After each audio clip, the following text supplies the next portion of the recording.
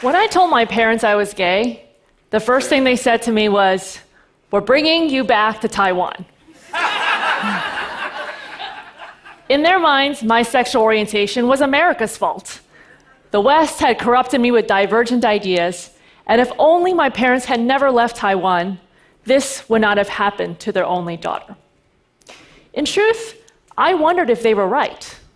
Of course, there are gay people in Asia, just as there are gay people in every part of the world. But is the idea of living an out life, in the "I'm gay, this is my spouse, and we're proud of our lives together" kind of way, just a Western idea? If I had grown up in Taiwan, or any place outside of the West, would I have found models of happy, thriving LGBT people? I had similar notions. As an HIV social worker in San Francisco, I had met many gay immigrants. They told me their stories of persecution in their home countries just for being gay, and the reasons why they escaped to the US. I saw how this had beaten them down. After 10 years of doing this kind of work, I needed better stories for myself. I knew the world was far from perfect, but surely not every gay story was tragic. So as a couple, we both had a need to find stories of hope. So we set off on a mission to travel the world and look for the people that we finally termed as the super gays. These would be the LGBT individuals who were doing something extraordinary in the world. They would be courageous, resilient, and most of all, proud of who they were. They would be the kind of person that I aspired to be. Our plan was to share their stories to the world through film. There was just one problem. We had zero reporting and zero filmmaking experience. We didn't even know where to find the super gays, so we just had to trust that we would figure it all out along the way. So we picked 15 countries in Asia, Africa, and South America. Countries outside the West that varied in terms of LGBT rights. We bought a camcorder, ordered a book on how to make a documentary, and you can learn a lot these days, and set off on a round-the-world trip. One of the first countries that we traveled to was Nepal. Despite widespread poverty, a decade-long civil war, and now recently a devastating earthquake, Nepal has made significant strides in the fight for equality. One of the key figures in the movement is Bhumika Shrestha. A beautiful, vibrant, transgendered woman, Bhumika has had to overcome being expelled from school and getting incarcerated because of her gender presentation. But in 2007, Bhumika and Nepal's LGBT rights organization successfully petitioned the Nepali Supreme Court to protect against LGBT discrimination. Here's Bhumika. Most of the I'm proud. I'm a transgender people. I'm so proud of my life. So on to the 21st December 2007, the Supreme Court gave the decision for Nepal government to give a transgender identity card and same-sex marriage. I can appreciate Bhumika's confidence on a daily basis. Something as simple as using a public restroom can be a huge challenge when you don't fit in to people's strict gender expectations. Traveling throughout Asia, I tended to freak out women in public restrooms. They weren't used to seeing someone like me. I had to come up with a strategy so that I could just pee in peace. So anytime I would enter a restroom, I would thrust out my chest to show my womanly parts, and try to be as non-threatening as possible, putting out my hands and saying hello, just so that people could hear my feminine voice. This all gets pretty exhausting, but it's just who I am. I can't be anything else. After Nepal, we traveled to India. On one hand, India is a Hindu society without a tradition of homophobia. On the other hand, it is also a society with a deeply patriarchal system, which rejects anything that threatens the male-female order. When we spoke to activists, they told us that empowerment begins with ensuring proper gender equality, where the woman's status is established in society. And in that way, the status of LGBT people can be affirmed as well. There we met Prince Manvendra. He's the world's first openly gay prince. Prince Manvendra came out on the Oprah Winfrey Show very internationally. His parents disowned him and accused him of bringing great shame to the royal family. We sat down with Prince Manvendra and talked to him about why he decided to come out so very publicly. Here he is. I felt that there was a lot of need to break this stigma and discrimination which is existing in our society. And that kind of instigated me to come out openly and talk about myself, whether we are gay, we are lesbian, we are transgender, bisexual, or whatever sexual minority we come from. We have to all unite and fight for our rights. Gay rights cannot be won in the courtrooms, but in the hearts and the minds of the people. While getting my hair cut, the woman cutting my hair asked me, "Do you have a husband?" Now, this was a dreaded question that I got asked a lot by locals while traveling. When I explained to her that I was with a woman instead of a man, she was incredulous, and she asked me a lot of questions about my parents' reactions and whether I was sad that I'd never be able to have children. I told her that there are no limitations to my life and that Lisa and I do plan to have a family someday. Now, this woman was ready to write me off as yet another crazy Westerner. She couldn't imagine that such a phenomenon could happen in her own country. That is, until I showed her the photos of the super gays we interviewed in India. She recognized Prince Manvendra from television, and soon I had an audience of other hairdressers interested in meeting me. And in that ordinary afternoon, I had the chance to introduce an entire beauty salon to the social changes that were happening in their own country.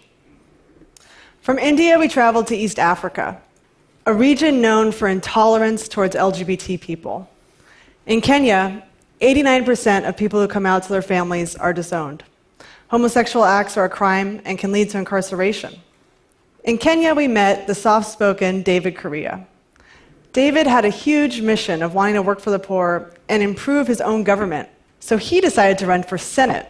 He became Kenya's first openly gay political candidate. David wanted to run his campaign without denying the reality of who he was. But we were worried for his safety because he started to receive death threats. At that point, I was really, really scared because they were actually asking for me to be killed. And yeah, there are some people out there who would do it, and they would feel that they're doing a religious obligation. David wasn't ashamed of who he was. Even in the face of threats, he stayed authentic. At the opposite end of the spectrum is Argentina. Argentina is a country where 92% of the population identifies as Catholic. Yet, Argentina has LGBT laws that are even more progressive than here in the US. In 2010, Argentina became the first country in Latin America and the 10th in the world to adopt marriage equality. There we met Maria Rashid. Maria was the driving force behind that movement. Digo que en realidad los efectos del matrimonio igualitario no son solamente para las parejas que se casan, son para un montón de personas que aunque no se casen nunca, van a ser percibidas por los compañeros de trabajo, por la familia, por los vecinos, de otra manera a partir de este mensaje de igualdad del Estado Nacional. Me siento muy orgullosa de Argentina porque Argentina hoy es un modelo de igualdad y ojalá muy pronto tengamos en todo el mundo los mismos derechos con los mismos nombres. When we made the visit to my ancestral lands, I wish I could have shown my parents what we found there. Because here is who we met. 1, 2, 3. Welcome days to Shanghai!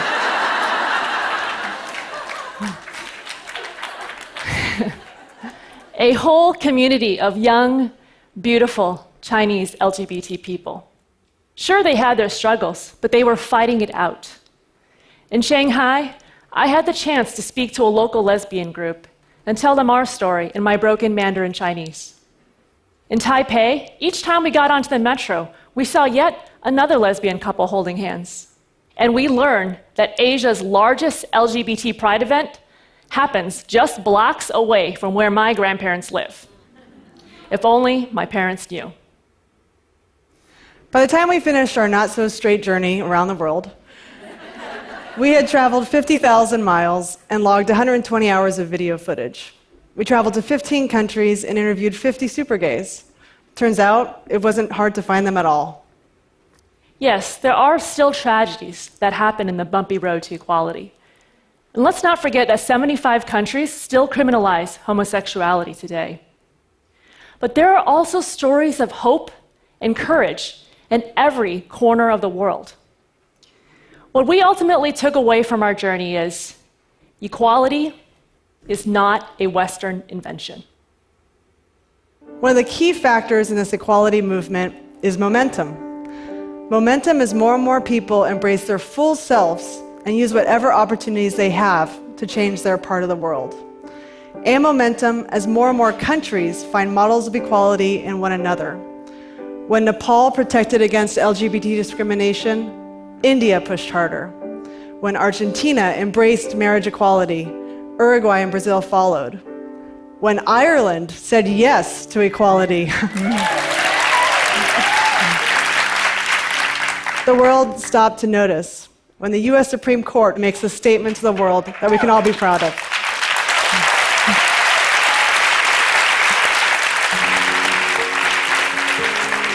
As we reviewed our footage, what we realized is that we were watching a love story. It wasn't the love story that was expected of me, but it is one filled with more freedom, adventure, and love than I could have ever possibly imagined. 1 year after returning home from our trip, marriage equality came to California. And in the end, we believe love will win out. By the power vested in me, by the state of California, and by God Almighty, I now pronounce you spouses for life. You make this.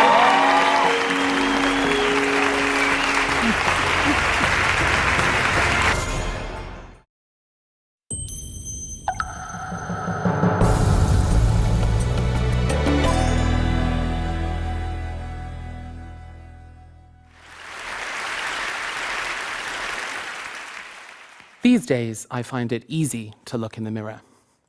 This used to be the case too, because I learned to be a drag queen alone. Back then, in the early noughties, there was no cultural mirror for someone like me. There was no chance of switching on Netflix and finding someone who looked like you, and Lily Savage never quite made it to the Woolworths bargain bin, if she ever made it to the dizzying heights of VHS at all. So there was me and a mirror. And that's the only place I saw myself for a long time. It would be over a decade until this part of me became more than a mere reflection. And in that time, what happened would change my relationship with that mirror. In that decade, I came out as gay at a Catholic state comp in the working class Northwest, and I survived. But as with anything that unsmooths the edges of normal society, that coming out brought with it a daily dose of judgment and therein shame from almost everyone around me. A shame that was heard and felt and internalized and often replicated by me.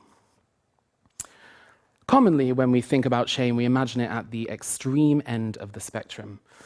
Anything from years of intense dieting to keep up with extreme Western beauty standards, all the way to things like honor violence.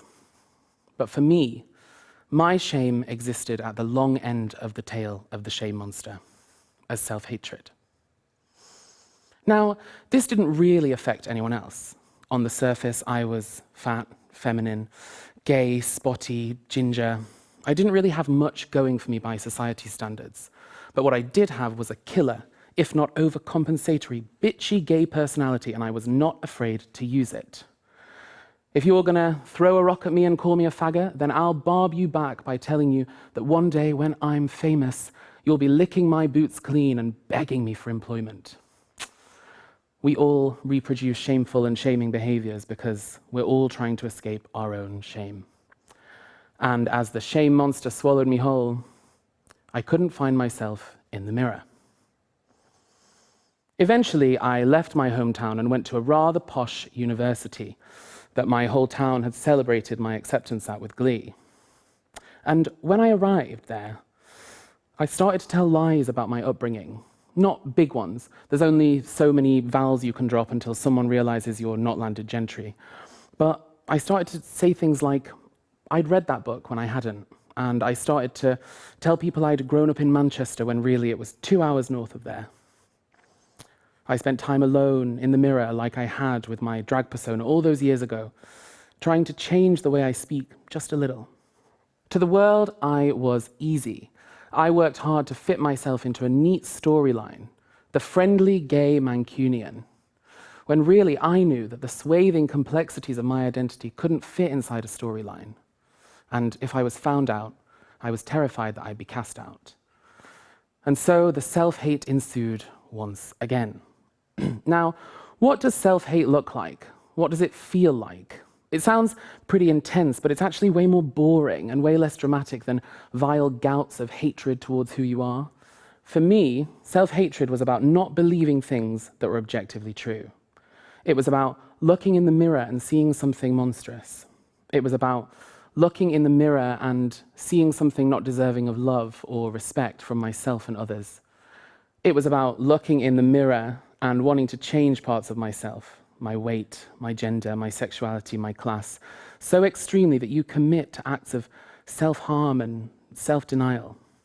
I lied, I judged, I bitched, I changed the way I spoke, and I had so much extreme sex that I would find myself years later recalling all the times my consent had been breached because it's what I thought I deserved. Sidebar to say that extreme sex, when practiced safely and consensually, can be some of the best sex. But as my grandma would have said, I was in a pickle. I looked in the mirror and I saw something monstrous, but I'd managed to persuade those around me that I was fabulous. The first time I performed in drag, I was 19, and to put it lightly, I was not fabulous. But so was everyone, and the standard back then in 2011 was much lower than it is now.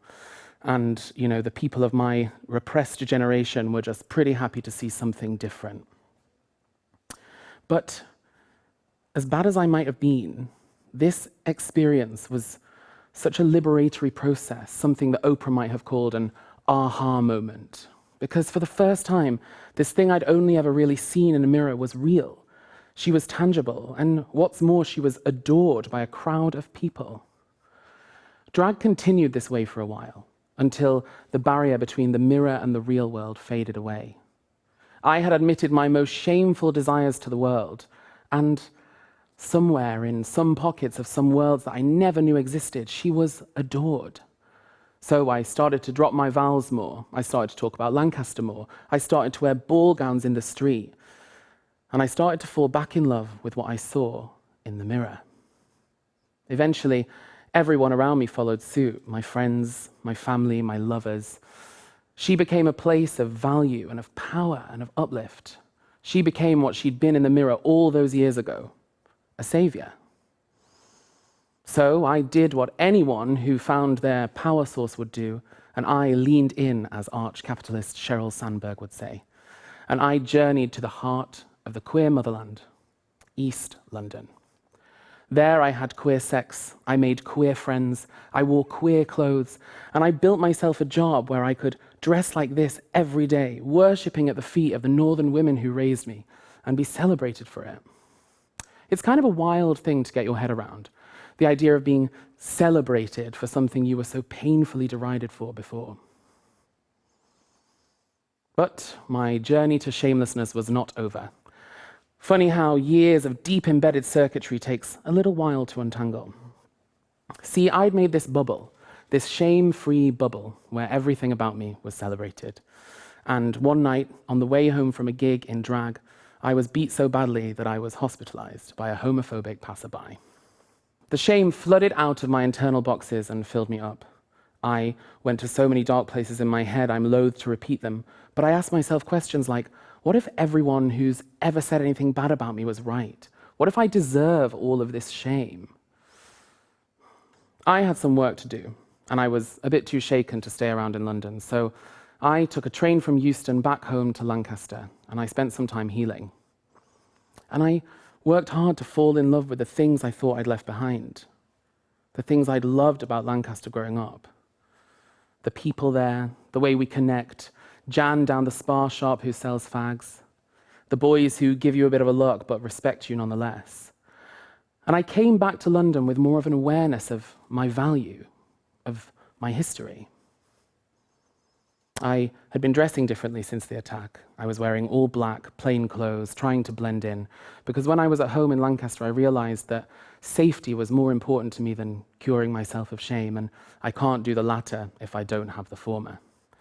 But while I was up in Lancaster, I'd also had another realization. I realized that everybody suffers with shame, even my attacker. This was another aha moment, a moment so liberatory that it confused me for a while. The fact that I wasn't alone in this, that everyone suffers from shame. Normality is God and everyone's a sinner, I realized.